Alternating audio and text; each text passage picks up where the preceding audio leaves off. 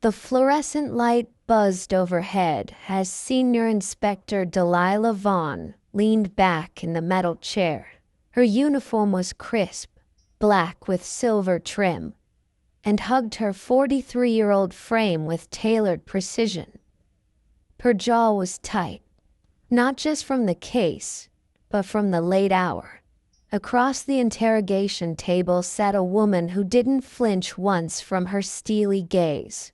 Miriam Seiko, 51, towering posture, skin like deep polished mahogany, a presence that felt older than time and yet somehow more alive than anyone Delilah had interviewed in years. "You know why you're here," Delilah said, voice flat. "Security footage shows you near the scene. A wallet went missing. Your hand was on that bench 2 seconds before the victim sat down." Miriam crossed her arms. The room was small, the walls bare, except for the one-way mirror behind Delilah. Still, Miriam seemed to command the space, like she was in her own living room. "I was tying my shoe," Miriam said with a calm, rich voice. "Or am I not allowed to do that without being treated like a criminal?"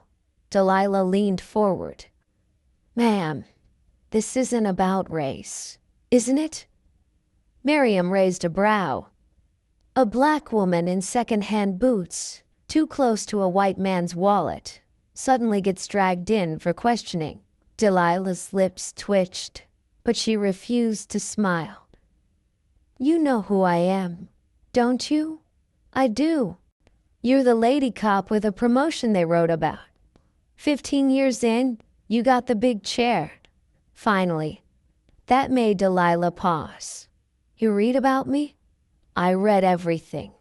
Delilah tapped the pen on the table. "Then you'll know I don't care who you are. If you stole it, you'll confess before I get tired." "Cute," Miriam murmured, folding her arms tighter, and then adding, "I didn't steal anything." Sugar. There was a slow tension in the air, heavy and thick, but not hostile. Something else.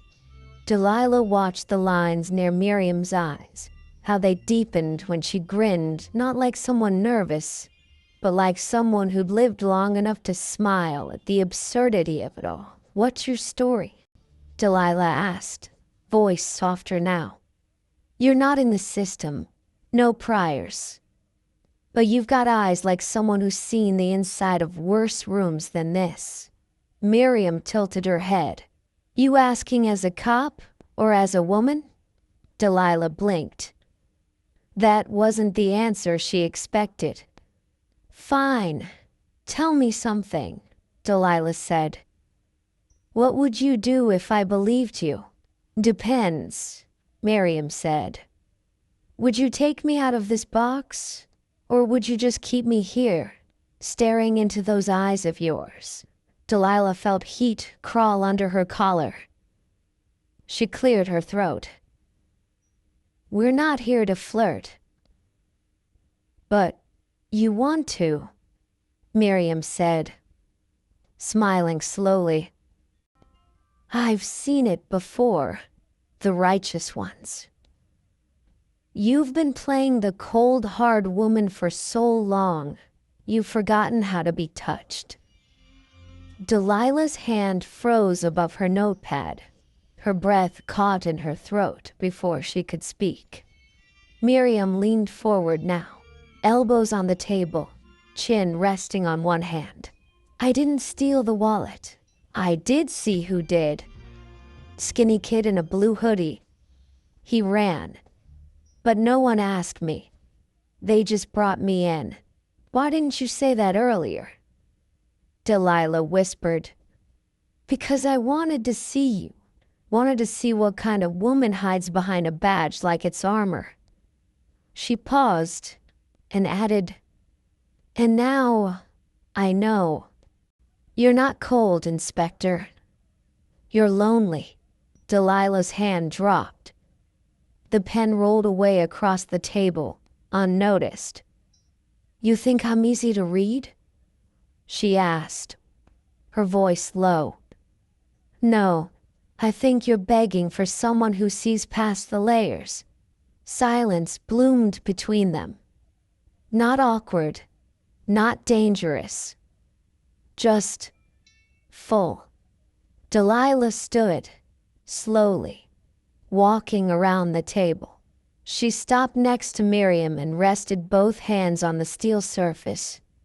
Her voice dropped to a whisper. "You want me to release you?" Miriam looked up. "No, I want you to keep me here a little longer." They stared at each other. The lines in their faces were not signs of decay, but of fire endured, of beauty aged like wine, like scars that no longer hurt. And then Delilah did something reckless. She reached down and brushed a lock of silver-streaked hair away from Miriam's cheek. Miriam didn't pull away. She exhaled, long and slow, as if she'd been waiting for that one touch for years. Delilah said, "You're still under investigation." Miriam smiled. "And you're still pretending that matters." The fluorescent lights still hummed overhead, but now it felt quieter. Or maybe the silence between them had taken up more space. Inspector Delilah Vaughn stood too close to the suspect. To Miriam. Close enough to see the faint scar, tracing the curve of her jaw. Close enough to inhale the scent of lavender soap that clung to her skin. Despite the long day, she should have stepped back. Instead, Delilah asked, "Who are you really?" Miriam leaned back slowly in her chair, arms folding again, though this time it wasn't to guard herself, but to savor the power shift. "You ever look at someone and feel like you've already met them in another life?" Delilah scoffed softly. "You believe in that?" "I believe in the way your eyes trembled just now. The way your hand shook when you touched my cheek. That's not protocol, Inspector." Delilah's lips parted slightly, a flush creeping up her neck. She walked back to her chair, sat down, and tried to regain control, but the air felt thicker now. The lines between authority and emotion, duty and desire, had blurred the moment she leaned in. "I can't do this," she murmured. "This isn't who I am." Miriam's voice was low and velvet, smooth. "Maybe it's exactly who you are, Delilah." The sound of her name spoken so gently, without the weight of title, landed like a strike to the chest. Delilah blinked. "You don't get to do that. I think I already did." Delilah looked down at the folder in front of her. It was thin. One witness statement. Some CCTV screen grabs. Nothing solid. She could let Miriam go right now, write it off as a mistake. But something in her didn't want the woman to leave. "I've put men in jail for less than this," Delilah said. "Flirted their way through an interview. Tried to seduce me for an alibi." "And did it work?" Miriam asked. Delilah's laugh was dry. "Not once. But I'm not trying to seduce you," Miriam added, her tone deepening. "I'm telling you the truth. You want to keep me here because you feel it too." Delilah stared at her, hands clenched on the folder. "It's just an impulse," she said. "No, it's something waking up in both of us." There was a pause. Then Miriam stood. Delilah didn't stop her. She expected her to pace or demand to be released. Instead, Miriam walked around the table. Delilah's breath caught. "You know I could file a complaint for this," Delilah said. barely able to form the words. "You could," Miriam whispered. "Or you could admit you've been aching for someone who doesn't see you as just a uniform." Delilah looked up at her. "You don't even know me." Miriam knelt beside her chair, one hand resting lightly on her knee. "I know pain when I see it. I know how it hardens a woman. I know what it's like to carry strength so long you forget softness." Delilah didn't speak. Couldn't. Her throat tightened with a mix of fear, want, and something dangerously close to hope. "I spent years alone," Miriam said. "Not because I wanted to, but because women like me, we don't get the fairy tale. Not after 50. Not after we've been bruised and made of fire." Delilah looked down at Miriam's hand on her knee. "I've got bruises too," she said quietly. "Some I gave myself, for pushing people away." Miriam looked into her eyes.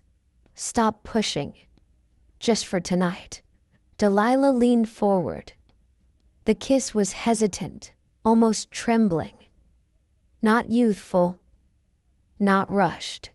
It was slow, two grown women tasting something rare, something earned. Their lips brushed, then held. Time disappeared.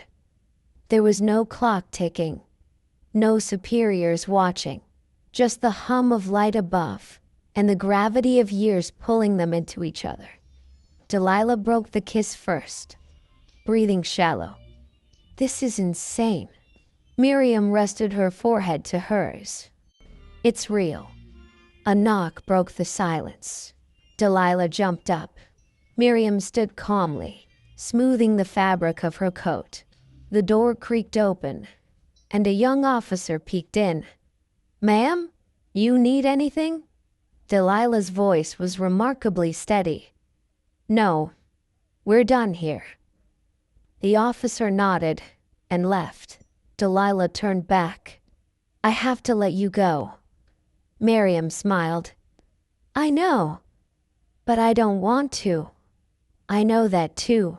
Delilah hesitated, then stepped closer, lowering her voice.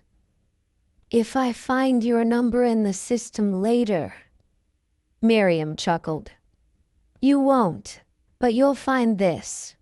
She slipped something into Delilah's palm and walked out. Delilah looked down. A tiny, folded note, a phone number, and one line in looping cursive. "Don't wait too long. We've already missed half a lifetime." Delilah didn't move for a long time after Miriam left. The room felt colder without her, though nothing had changed. Same metal table, same buzzing light, same lonely folder on the desk, and yet it all felt different. Like Miriam had taken something intangible with her, a silence Delilah had grown used to wearing like a second skin. She opened her hand again. The note was still there, the handwriting feminine, strong, just a little tilted like its owner. "Don't wait too long." That phrase echoed louder than the hum of the light. Delilah exhaled and rubbed her temples. She should have reported it. The breach, the kiss, the emotional compromise. But she wouldn't. Because what happened in that room wasn't a mistake. It wasn't a lapse in judgment. It was a moment that shattered the wall she had built over 2 decades of being the tough one, the no-nonsense cop, the woman who made it in a man's world. And for once, she didn't want to be that anymore. Hours passed. She didn't go home. Instead, Delilah pulled up the security footage again, re-watching the incident that led Miriam into the station. And just as she'd claimed, there it was. A wiry teenager in a blue hoodie slid his hand across the bench seconds after Miriam stood up. Clean, fast, unnoticed until now. She fast-forwarded the footage, watched Miriam lean down to tie her shoe, then glance up at the sound of a commotion. She wasn't running. She wasn't stealing. She was witnessing. Delilah leaned back, staring at the paused frame of Miriam's face on the monitor. That same calm expression. Like she knew she'd be suspected but didn't care. Like she'd seen it too many times before to be surprised. She whispered into the room, "I'm sorry." But Miriam wasn't there to hear it. The next night, Delilah stood in front of the mirror in her small, sterile apartment. No uniform, no badge.